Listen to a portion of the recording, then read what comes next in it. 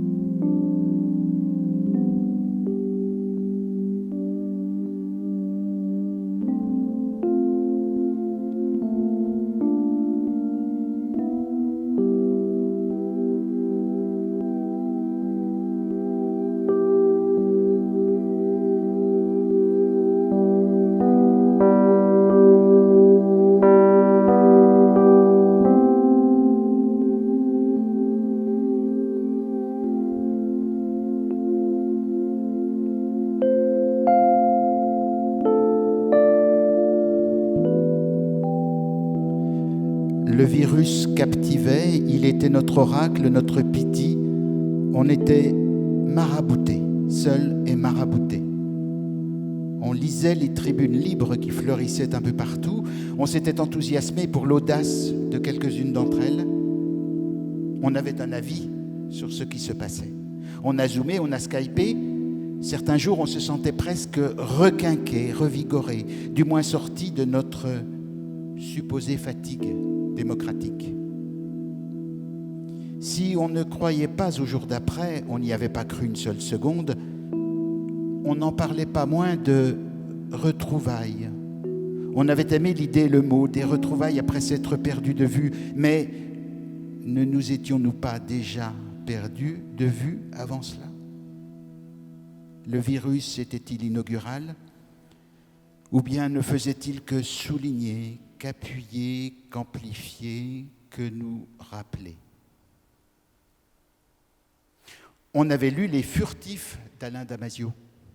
On s'était dit, ça doit être à peu près ça, le monde qui vient tout proche, déjà plus ou moins en place, la pandémie en plus.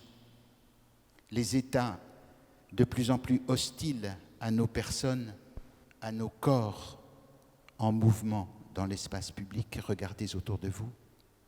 Nos ennemis de plus en plus nombreux, de mieux en mieux outillés, nos alliés de plus en plus rares, mais de plus en plus fiables et déterminés. On s'était dit, c'est à peu près ça la somme des ruses qu'il nous faut apprendre sans plus tarder. Les ruses dont on aura besoin pour naviguer et muter en eau profonde sans y être débusqué. On avait quelquefois la vision de traversées clandestines au long cours d'un devenir furtif. On était seuls et additionnés les uns aux autres, agglutinés, compactés, mais pas ensemble. Comment s'y prendrait-on ?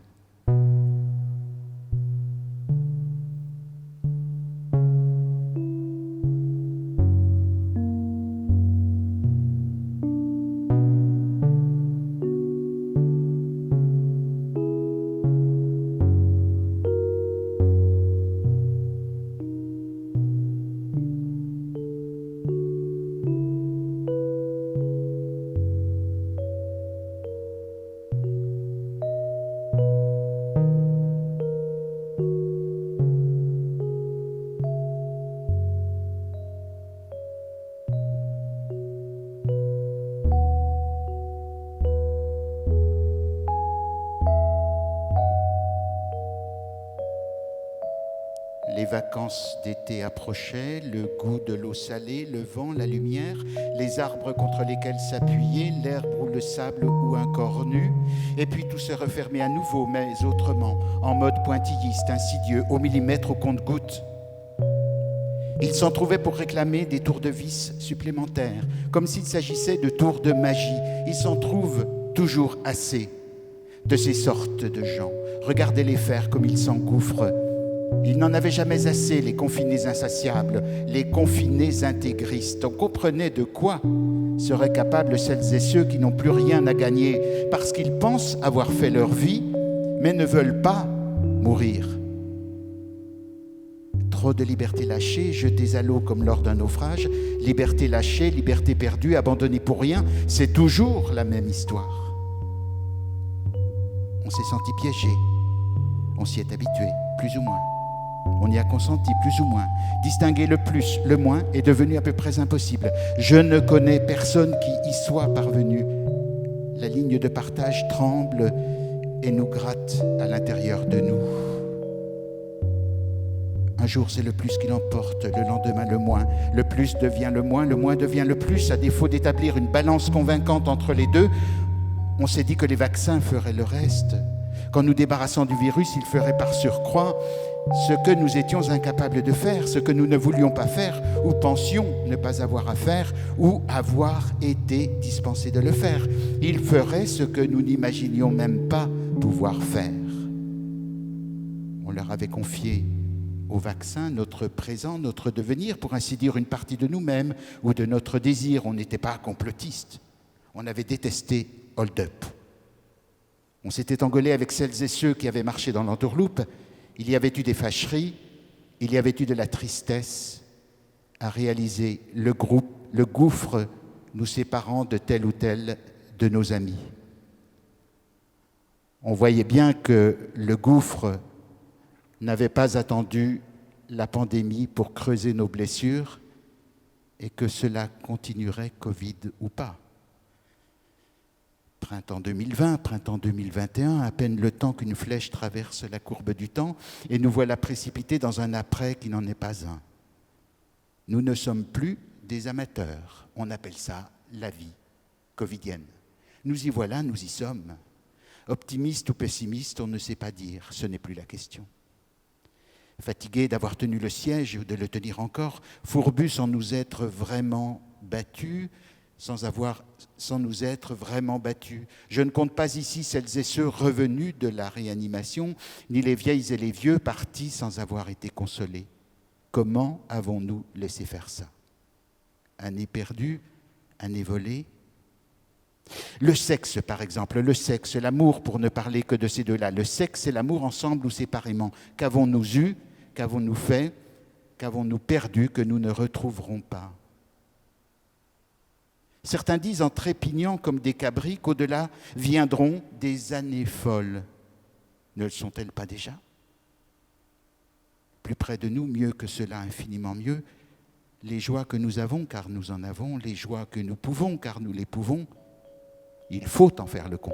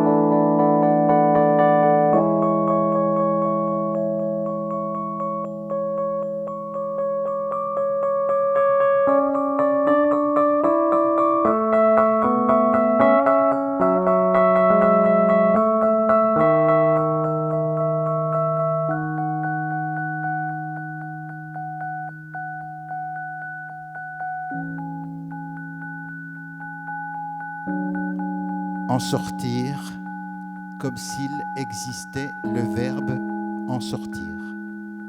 Je, tu, il ou elle en sort ou en sort. Nous, vous, il ou elle en sortons, en sortez, en sorte. Ce n'est pas tout à fait la même chose de dire en sortir ou en sortir. Dans un cas, on parle d'un embarras mineur dont il devrait être possible de se dépêtrer en 2 temps, 3 mouvements. Dans l'autre, on devine que ça ne va pas nous tomber tout cuit dans le bec.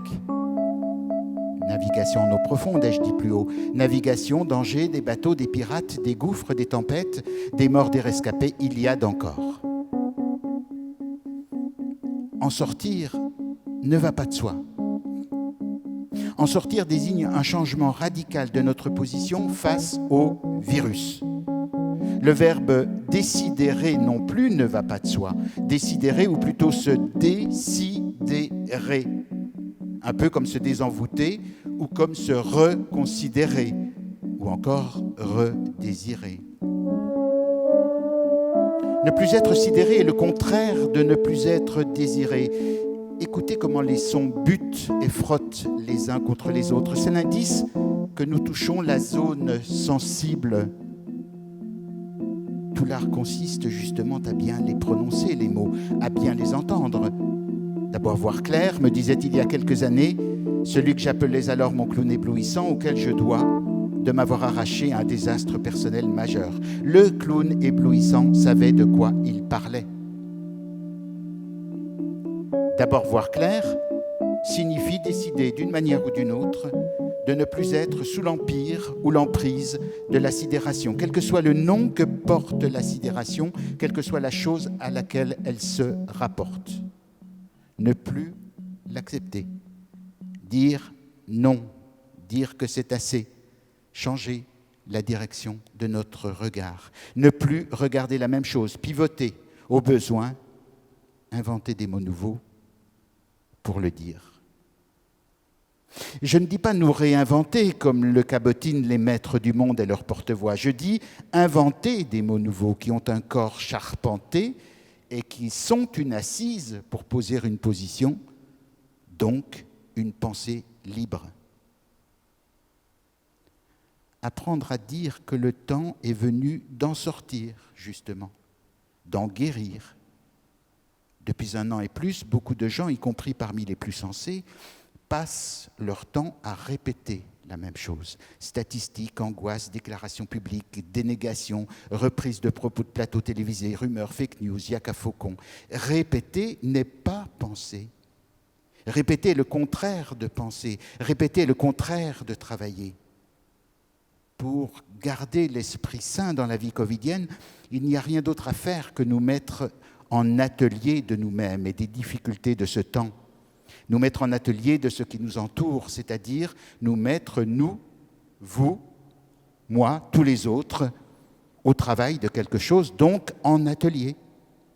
Multiplier partout les ateliers de parole, de savoir, de lecture, de musique, de sciences, d'économie, d'histoire, de géographie, de couture, de politique, de cuisine, de danse, de théâtre, de chant, de philosophie, de religion, d'amour, de politique, de cuisine, de sexualité, de changement climatique, de sport, de rafistolage du monde, de jardinage, de réparation des liens fracassés ou juste délaissés, atelier de réarmement mental. Nul besoin de constituer des groupes protubérants. L'important, c'est que ces groupes prolifèrent et travaillent à partir de 2, c'est assez. Le compte y est, le faire partout, et finir par se dire les uns aux autres que nous en guérirons si nous le voulons, non plus en appeler au grand ressaisissement des esprits, comme s'il était une grâce qui viendrait du futur, ne rien reporter, comme si nous en avions le temps. Jeunes ou vieux, nous n'avons pas le temps de ce temps qui nous échoit. Il y a tant à faire. Et peut-être y a-t-il du plaisir, sinon du bonheur à le faire. Le désenvoûtement revient à admettre que nos solitudes additionnées nous meurtrissent et nous annulent autrement plus efficacement que le virus. Notre malheur est l'état dans lequel celui-ci nous a trouvés, bien davantage que l'état dans lequel nous nous trouvons maintenant.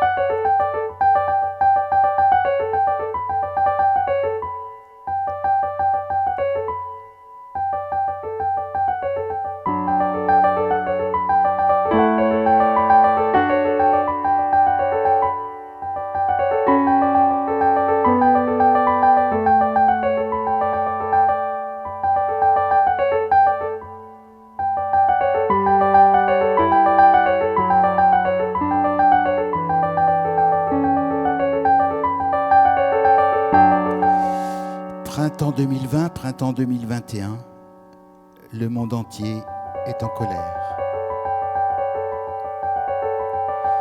Birmanie, Algérie, Tunisie, Irak, Liban, Hong Kong, Syrie, Thaïlande, Israël, Chili, États-Unis, Espagne, Russie, Biélorussie, Arménie, Sénégal, Pologne, Argentine, Inde, Pays-Bas, Iran, Mexique, Turquie. Le monde entier a ses raisons, elles sont nombreuses, elles deviendront incalculables. Le monde entier est en colère. Partout, sa jeunesse est aux avant-gardes, contre les soldatesques, contre les oligarques, contre les voleurs, contre les escrocs, contre les tortionnaires, contre les menteurs, contre les sycophantes, contre les écocidaires, contre les pousses au crime. À cette jeunesse-là, d'où sortent et surgiront les héros et les héroïnes de ce temps du nécessaire courage revenu, nous qui sommes à nos fenêtres et regardons encore le monde se découdre inexorablement et se recoudre comme il peut, dédions le temps de ces quelques minutes sans risque, mais surtout voyons ce que nous sommes prêts à donner de nous-mêmes lorsque le printemps nous fait signe.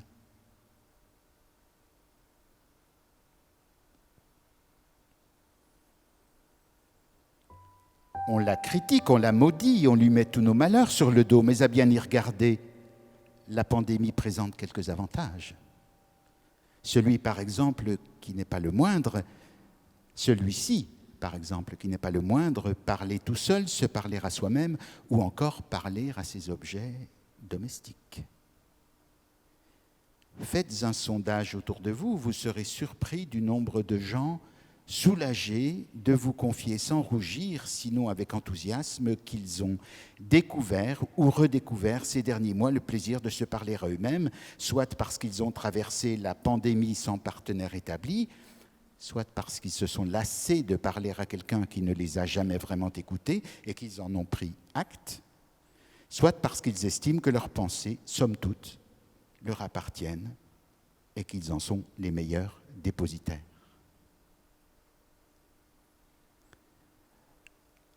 L'un me dit, tout se passe, tout s'est passé depuis un an, comme si j'avais eu le temps, que j'avais pris le temps de me parler à moi-même, de me raconter des histoires, de commenter ce que j'allais faire, ce que j'avais fait, de m'adresser des éloges, des reproches, de me plaindre ou de me consoler.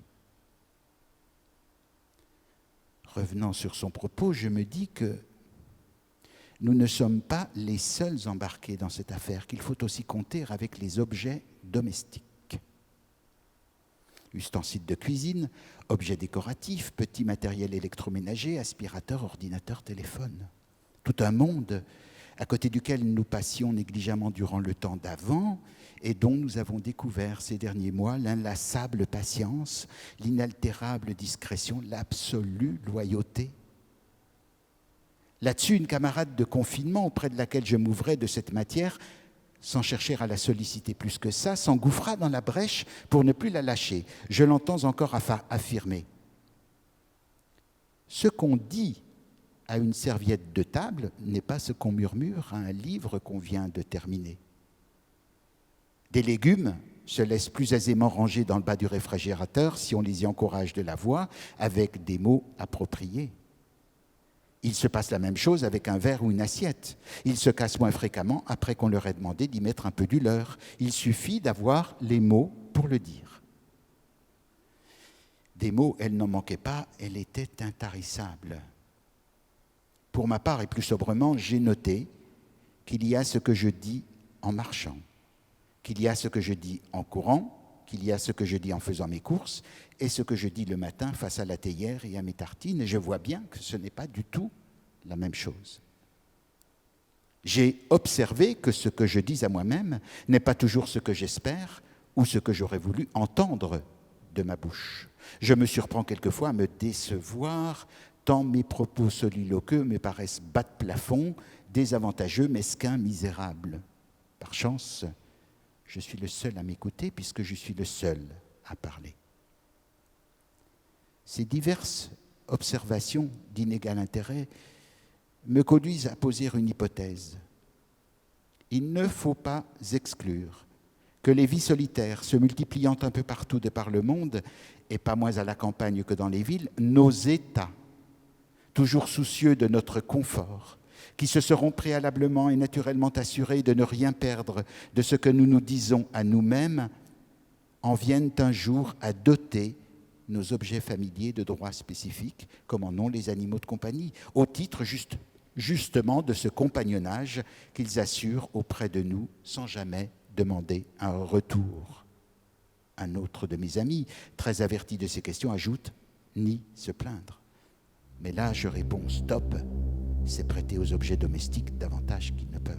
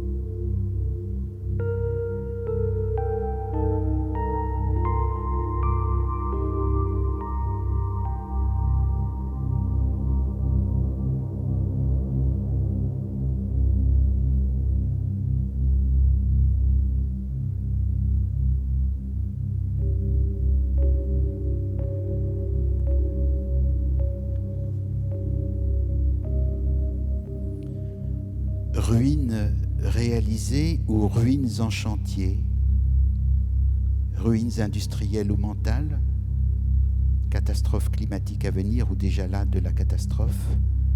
On l'a entendu maintes fois ces derniers mois, on s'est dit « et si le virus était le chaînon manquant nous permettant de saisir l'ensemble du paysage global, progressivement sinon fatalement, dévasté à l'intérieur duquel nous allons durablement devoir vivre, survivre, nous mouvoir, travailler, inventer des modes d'existence inédites, protéger des liens anciens, en créer de nouveaux, vivre nos amours et nos amitiés, continuer de grandir, faire de l'art, défendre et partager nos valeurs, promouvoir la pensée et la protection des biens communs,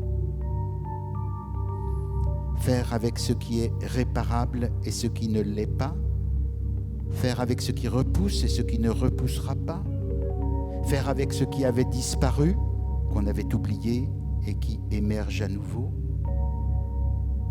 Les ruines, ce sont aussi les ruines des collectifs humains tels que nous les avons connus et dont nous avons vu les effondrements successifs. Ruines aussi ce qu'il reste des cadres anciens et systèmes de protection issus des révolutions européennes du XIXe siècle et des redistributions progressistes du XXe et favorisant toutes sortes de tressages, d'équilibres, d'ajustements et d'agencements sociaux.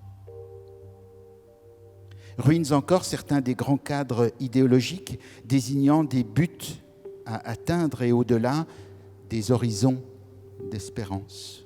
Ruinent la dévastation des paysages terrestres et maritimes, l'artificialisation à grande échelle des sols, la destruction rapace des forêts primaires sans laquelle le coronavirus ne serait pas venu vers nous. Anat Singh, l'anthropologue dont j'ai parlé au tout début, écrit ceci au commencement du champignon de la fin du monde.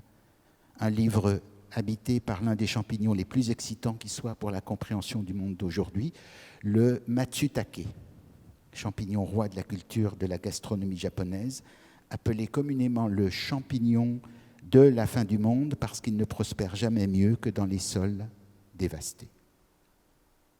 Je cite. « Que faire dans votre monde quand votre monde commence à s'effondrer ? Moi, je pars me promener et si j'ai vraiment de la chance, je trouve des champignons. Et je sais alors qu'il y a encore des plaisirs au sein des terreurs de l'indétermination.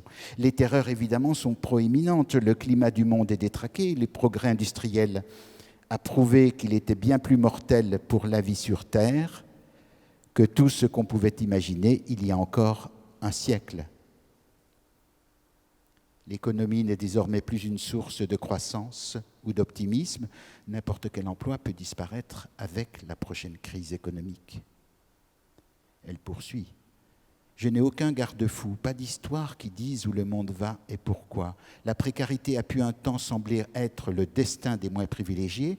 Maintenant, il semble que ce soit nos vies mêmes qui sont devenues précaires. Mon défi imaginatif est de vivre sans les garde-fous qui, autrefois, nous rendaient capables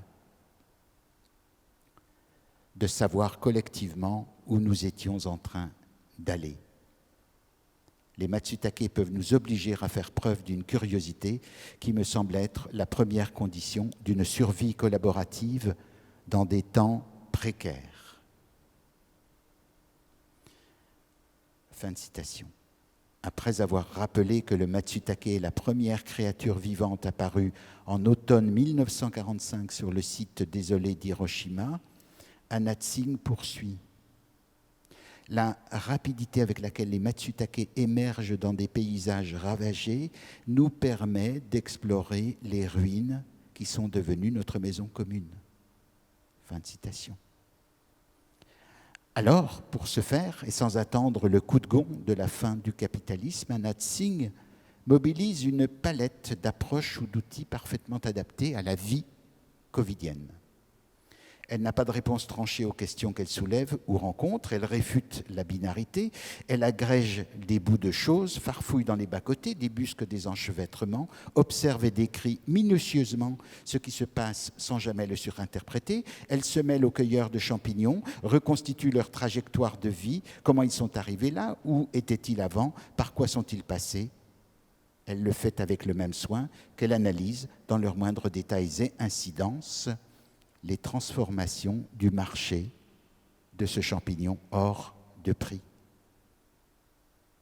Je cite à nouveau, « Tel un bulldozer géant, le capitalisme apparaît toujours comme écrasant la terre sous le poids de ses seuls impératifs, mais tout ceci ne fait qu'accroître l'intérêt de se poser la question suivante. Qu'est-ce qu'il est en train de se passer d'autre ? non pas à la manière d'alternatives exceptionnelles situées dans une enclave protégée, mais plutôt partout, à la fois dehors et dedans. Fin de citation. Face à chaque situation, se demander par méthode, nous demander par principe ce qu'il est en train de se passer d'autre à côté, au dehors et en même temps.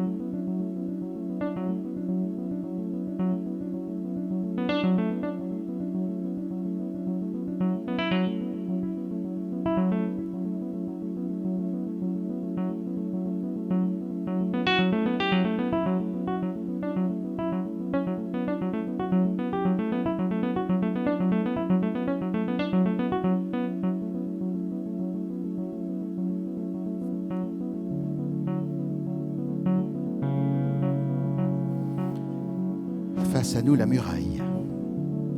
Nous sommes une armée de fantassins à l'arrêt, encalminés, immobilisés, dans un insaisissable présent. Nombre d'entre nous pensent que l'attente ne sert à rien ou qu'elle cache quelque chose. Très vite, on nous a dit « c'est la guerre ». De quelle guerre nous parlait-on ? D'une guerre à bas bruit, presque silencieuse, le contraire d'une guerre de mouvement, une guerre de position, en dépit du vacarme dont cette guerre presque muette se pare ou dans l'épaisseur duquel elle se dissimule. Ce pourrait être non pas l'Iliade, mais une Iliade, il en existe tant. Premier chant du poème, rappelez-vous, la pandémie, on l'appelle pestilence. Les guerriers qui tombent les uns après les autres, les dieux silencieux et capricieux et divisés, certains en colère qui avaient réclamé longtemps avant cela le sacrifice d'une enfant. Oui, pas moins que cela, le sacrifice d'une enfant. Imaginez le prix à payer, rien de moins pour que les vents s'apaisent et que la guerre enfin, la vraie, la seule, engage son œuvre de mort là-bas, de l'autre côté de la mer. En face, maintenant, des fantassins à l'arrêt, l'ennemi à l'abri derrière la muraille. L'ennemi qui attend lui aussi, prêt à surgir, ou doté d'une patience à toute épreuve. L'ennemi et sa force invisible, impavide, inquantifiable, incompréhensible, et par-dessus tout ça, l'hubris de leurs chefs.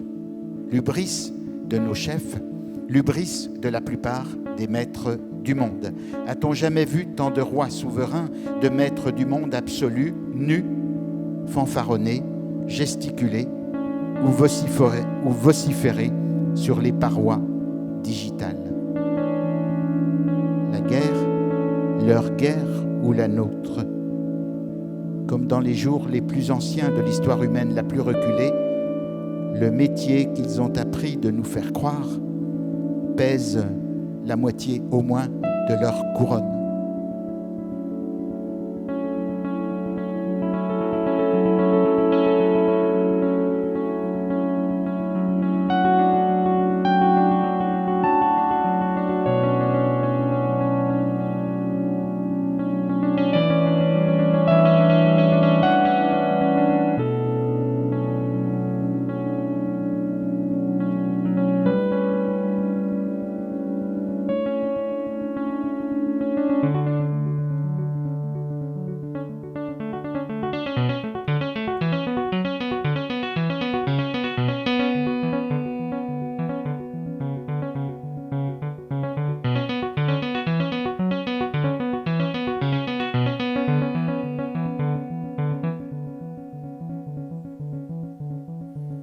Il y a quelques jours, nous, je désigne par ce nous un petit cercle de hasard constitué au fil des confinements, couvre-feux et autres déplacements dérogatoires autorisés.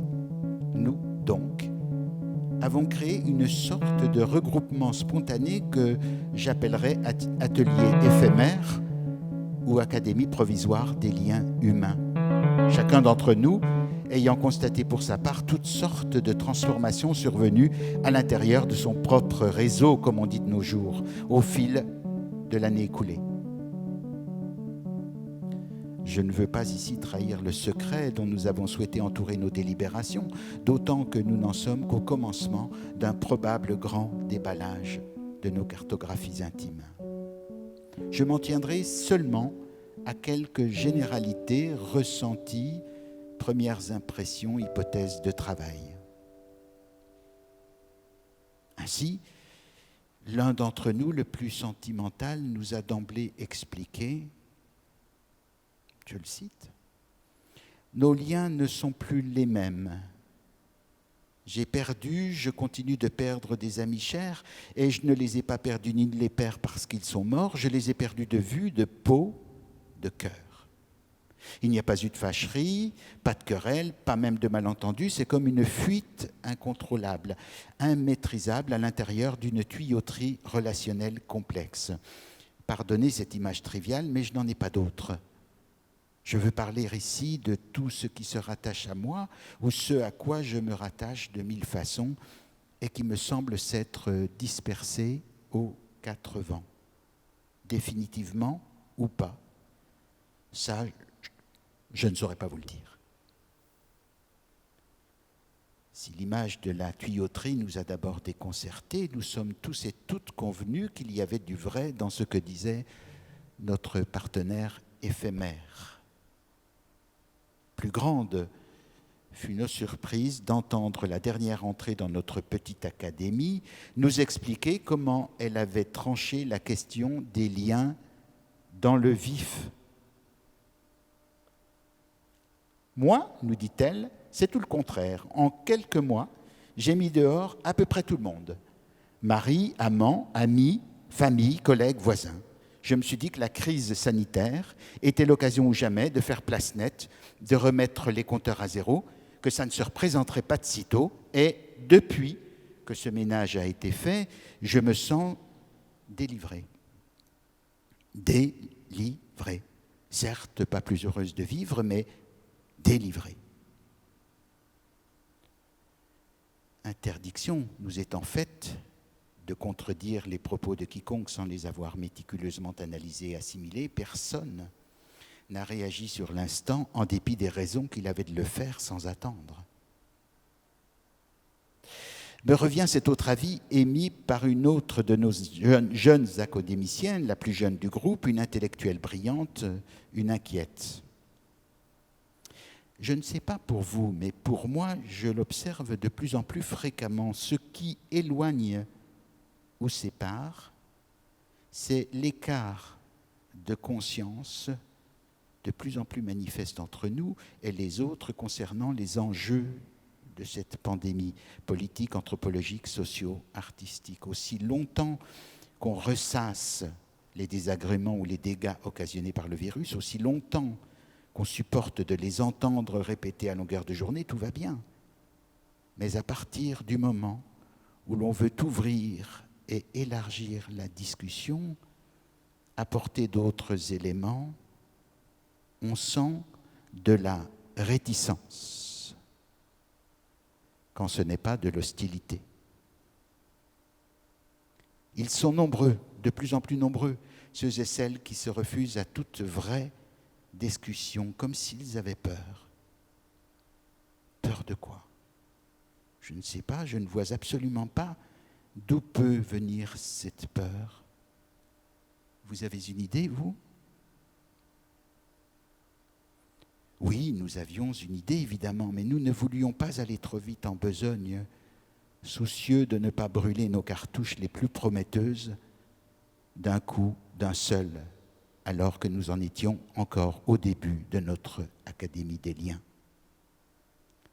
Il me semble que lors de cette même séance de notre petit comité provisoire, quelqu'un a longuement parlé du chien qu'il venait d'acquérir, une superbe malinoise, qu'un autre s'est étendu sur la réorganisation aléatoire de sa vie sexuelle et affective à laquelle il pense que la pandémie l'a contraint.